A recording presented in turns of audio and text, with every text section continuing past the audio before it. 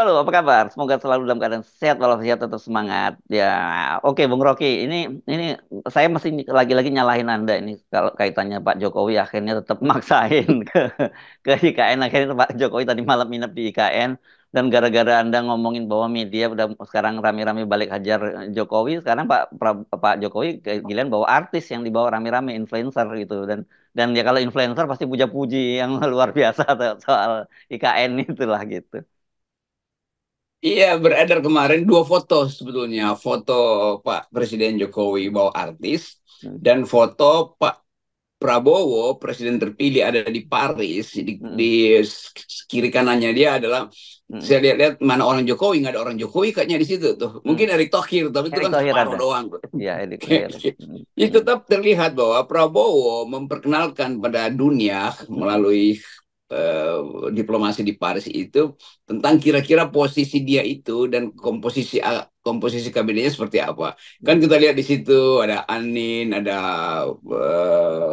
itu yang kita kenal semua lah di sekitar situ. Jadi kelihatannya Prabowo justru bukan memamerkan, mempromosikan Indonesia melalui kapasitas teknokratik.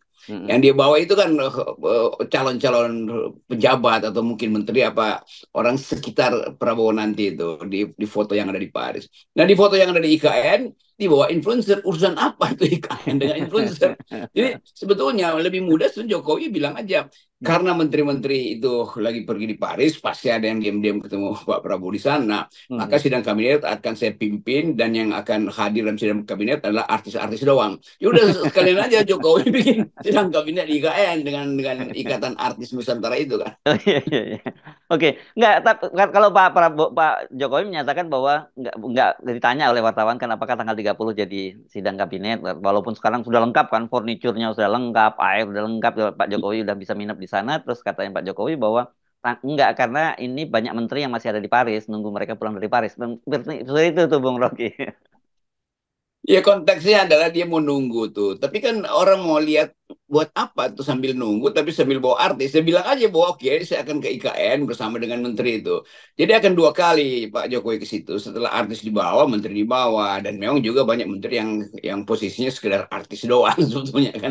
Nah kita mau lihat sebetulnya Jokowi yang ngapain itu? Memamerkan IKN, tidak sanggup lagi untuk menunjukkan apa yang penting di situ, bagaimana komposisi bangunan-bangunan di situ, disuruh artis untuk pamer-pamer kan. Jadi ya kita melihat artis, kita tidak melihat kebijakan Jokowi tentang IKN. Kita tidak melihat satu intensi yang bagus dari Jokowi untuk memulai pekerjaan di sana. Kan dia bisa bawa dirjen atau menteri yang Ya, ya tertinggal karena oh, betul. ini urgen nih, oke Hmm. saya bawa aja nih, yang lain nanti nyusul aja. Mereka ada di Paris, saya lagi suruh macam-macam itu.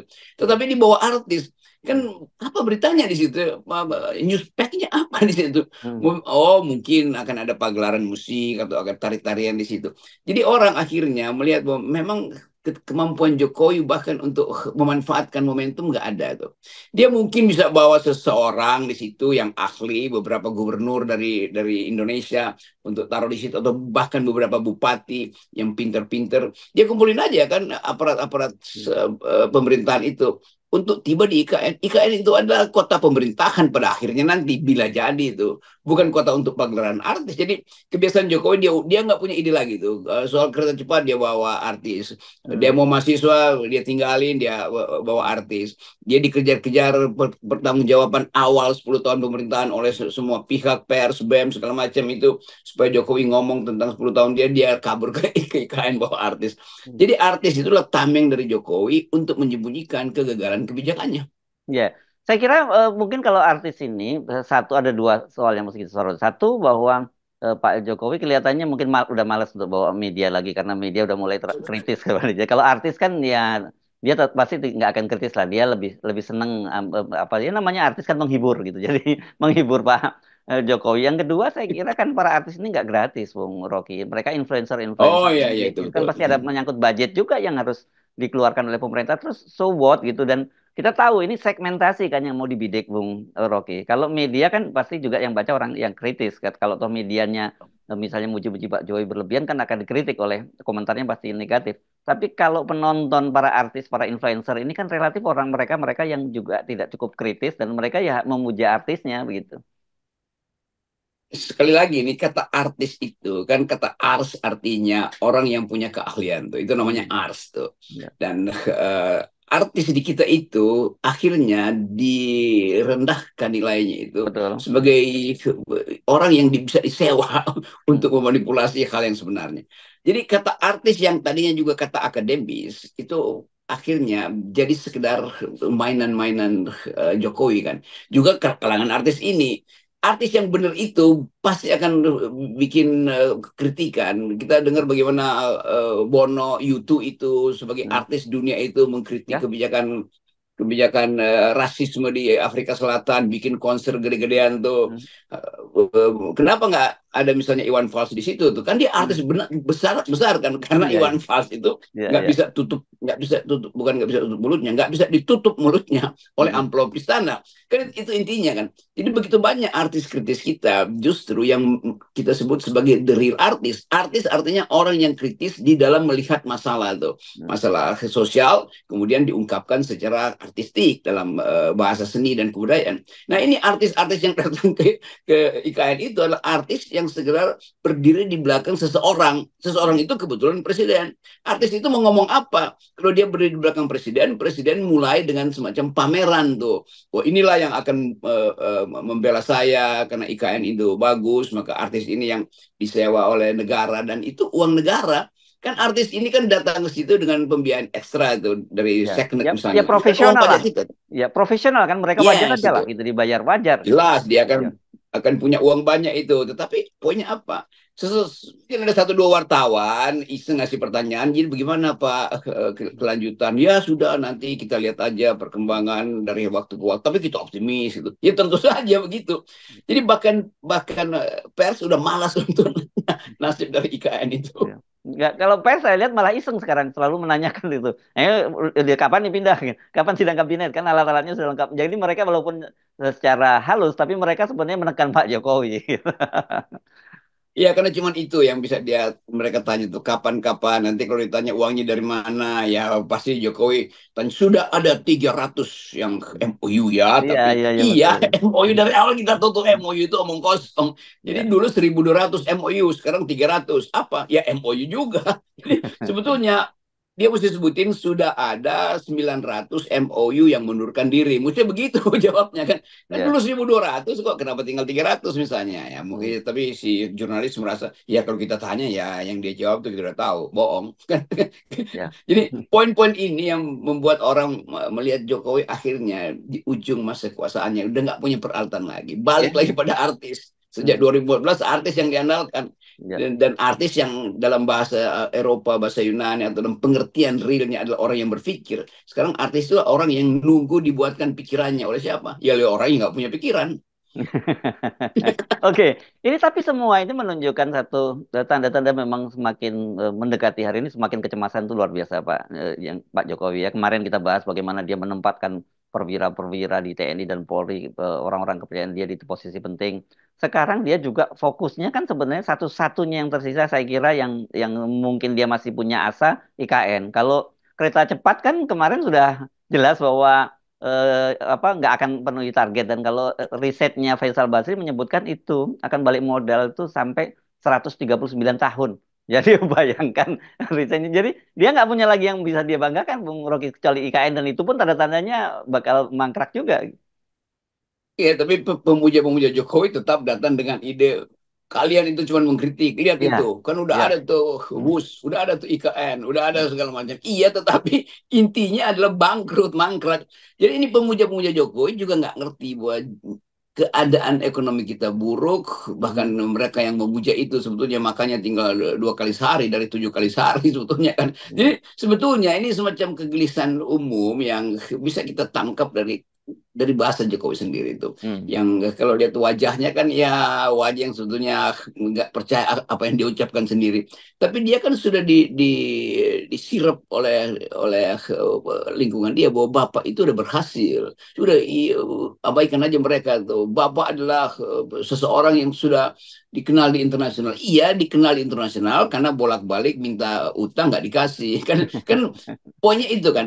Kan setiap kali kita lihat Jokowi minta utang, tentu orang luar itu akan kasih utang, tapi mereka lihat balik nggak utangnya tuh. Hmm. Kalau profil APBN kita bolong terus kan, dari mana Jokowi bisa bayar utang? Penerimaan negara mana? Penerimaan negara tuh. Jadi Hmm. sebetulnya orang di luar pun tahu bahwa ya kita mau kasih utang pun, tapi ya kita nggak yakin. Lo APBN-nya bolong, bagaimana dia bayarnya kan? Iya, iya.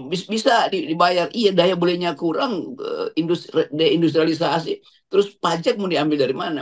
Jadi kelihatannya hal-hal semacam itu yang kalau kita terangkan dengan angka, dengan metode, dengan cara berpikir akademis, ya buzzer-buzzer ini nggak akan percaya karena dia nggak nyampe juga, sama seperti bosnya nggak nyampe berpikir. Hmm. Akibatnya di bypass supaya hilang isu utamanya, dipajang di situ artis-artis. Di wajah artis-artis itu seolah-olah bisa menutupi bolong APBN. Nah, itu konyolnya. Iya, iya, iya. Ya, ini memang kelihatan sekali ya sekarang ini pembeda ya gitu ketika Pak Jokowi di komunitas internasional dengan Pak Prabowo di komunitas internasional. Memang saya tahu itu cara istana mencoba mengemas itu setiap kali kan fotonya atau videonya seolah Pak Jokowi tangannya begini-begini dengan kepala negara asing kan begitu. Tapi kita nggak pernah dengar video audionya dia ngomong apa gitu. Tapi yang penting fotonya tangannya begini dan selalu ngomong gitu. Sementara Pak Prabowo kemarin jelas bercanda. Kita dengar suaranya apa yang dia lontarkan joke-joke-nya dengan bule-bule itu kita bisa dengar gitu. Itu tadi tekan itu di awal, saya membandingkan ini ada foto Prabowo di Ya, dunia internasional, iya betul. di dalam situasi Olimpiade Paris, Iya, dikelilingi oleh teknokrat yang semuanya itu mampu. Ada Wisnu Wardana di situ, di ujungnya bahkan ada Pak Sugi itu yang dipasang oleh Prabowo di DPR tuh. Jadi ini adalah komposisi, kita lihat semacam komposisi itu. Ya kalau Rosa nih udah biasa ada di situ. Jadi Prabowo memperlihatkan postur internasional dia mhm, di kota dunia yaitu Paris dengan mhm, kemampuan peralatan teknokratik, bercandanya juga ya, elegan itu. Sementara Jokowi cuman goyang-goyang tangan sambil mhm, lirik kiri kanan artis yang ada di IKN kan. Jadi mhm, kelihatan juga Pak Jokowi ya mungkin juga bukan iri ya, tapi ya kalau Prabowo sebagai presiden ada di Paris, saya mau ngapain kira-kira? mhm, Ya udah mhm. kita bawa artis saja ke IKN. Kan intinya begitu. Jadi kelihatannya ini permainan sudut pandang aja tuh, seolah-olah Jokowi ada kerjaan maka dia bawa artis di situ sambil nunggu Prabowo pulang atau menteri-menteri lain pulang. Saya ngapain tuh? Dia bilang aja bahwa udah itu IKN itu akan kita pakai sebagai serep aja. Kalau misalnya ada sesuatu kita pindah ke situ untuk rapat, tapi bukan hal yang terlalu serius. Tapi bagi Jokowi kan dia mesti punya mainan gitu Ya, kira-kira. ya. Nah, Mhm. mainannya itu adalah artis-artis ini yang yang sebetulnya juga artisnya kan nggak ditanya apa-apa kan. Masa artis cuma dipajang? Di luar negeri, di mana-mana di dalam tradisi dunia, artis itu adalah orang yang berpikir. Ars artinya orang yang punya pengetahuan tuh, orang yang punya knowledge lalu kasih komentar tuh. Nah, Mhm. artis-artis kita itu kayak bengong doang karena dia juga nggak ngerti kenapa dia ada di situ. Tapi Ya. bagi dia profesional, dibayar tuh. Nah ya, artis disebut profesional kalau dia bertanggung jawab terhadap satu hal. Kata profession itu artinya bertanggung jawab. Nah dia nggak mau ngomong apa, dia Ya. kalau sebagai profesi dia nggak bisa kasih poin. Secara artistik misalnya IKN kayak apa ya?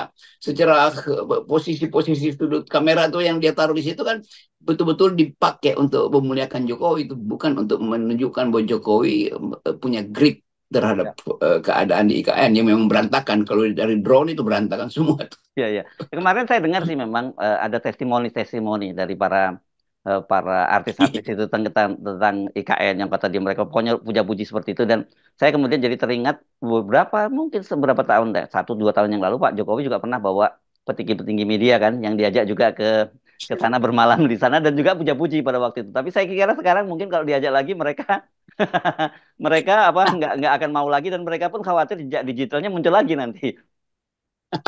Ya itu artinya banyak wartawan yang akhirnya malu sendiri sebetulnya tuh.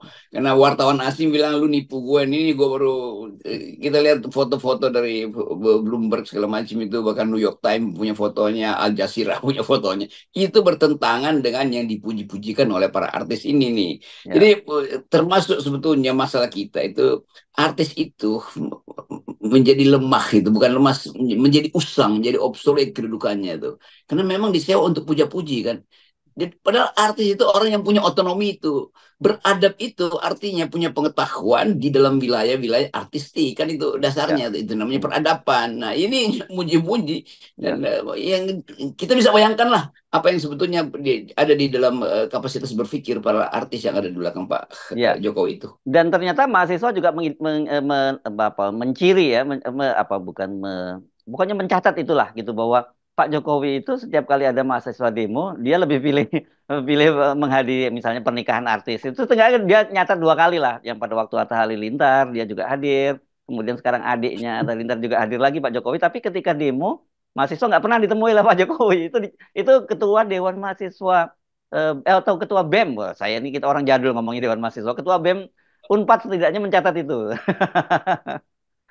Jadi bayangin ketua BEM Unpad dia dia dia memantau dan mulai bikin riset kecil tuh hubungan antara Jokowi, demo dan artis dan dia Ya, temukan ya, ya, ya. Nah, itu menarik tesisnya itu tuh. hubungan Jokowi demo dan artis itu menarik itu. Oke. Itu sebetulnya bisa jadi disertasi Mm-mm. untuk di Unpad yang mau jadi dokter di Unpad, nah bikin disertasi itu hubungan Mm. antara BEM, mahasiswa demo, artis dan politik Jokowi kan. Itu Mm. lebih berguna daripada nulis disertasi Mm. yang kemudian dipersoalkan orang tuh. Ya, Ini isinya apa di ya, ya, disertasinya ya. kan. Jadi Mm. sebetulnya banyak hal yang bisa diriset sebetulnya dari kekonyolan-kekonyolan presiden kita ini yaitu Ya. Jokowi itu. Loh, berarti banyak manfaatnya dong dari dia memberi sumbangan terhadap dunia akademis dong, Bung Rocky. Banyak, banyak manfaat, termasuk dunia seni misalnya. Kan akan ada riset bagaimana dunia seni itu dibungkam oleh amplop kan. Mm. Kan artis itu selalu dia butuh uang untuk pencitraan, untuk fashion, segala macam itu. Dandanin YouTube dia sendiri.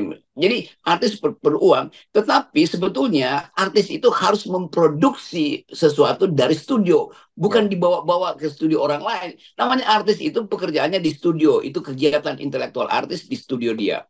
Kegiatan dia untuk memberitahu hasil hasil kegiatan intelektual di studio itu namanya galeri. Jadi hasil dari artis dipamerkan ke galeri, dari galeri kemudian masuk ke pasar. Nah 3 tahap ini nggak dilalui oleh artis-artis ini. Artis yang profesional dia bilang ini studio saya, ini konsep intelektual saya, selesai konsepnya ada di galeri, lihat di galeri, galeri bilang oke, okay, ini cocok untuk dipasarkan, lalu dia jadi uang kan. Ini artisnya langsung dapat amplop tanpa melalui studio. Itu yang saya anggap ini nggak ngerti bahwa artis itu ada satu proses berpikir. yes, oke. Baik, Bung Rocky. Kita sampai Okay. ketemu lagi di studio yang lain.